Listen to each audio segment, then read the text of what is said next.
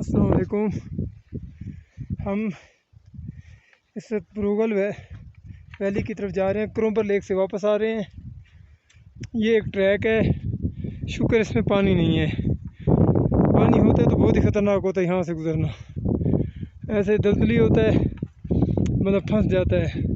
نقصان یہ جانی نقصان تو نہیں ہو سکتا، لیکن ایک کہ بہت مشکل ہو جاتا ہے یہاں سے سائیکل کھینچنا، گاڑی کھینچنا، گزرنا۔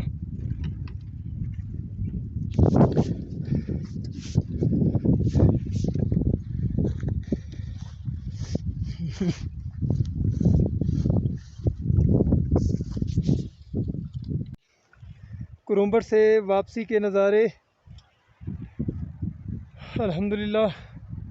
اب اترائی ہوگی، بس اللہ تعالیٰ ہماری سائیکلوں کو سلامت رکھے۔ انتہائی گرین پہاڑوں کے درمیان خوبصورت دلکش ٹریک ہے یہ، تنویر بھائی کر رہے ہیں کراس انشاءاللہ۔ اس کے بعد میں اللہ حافظ۔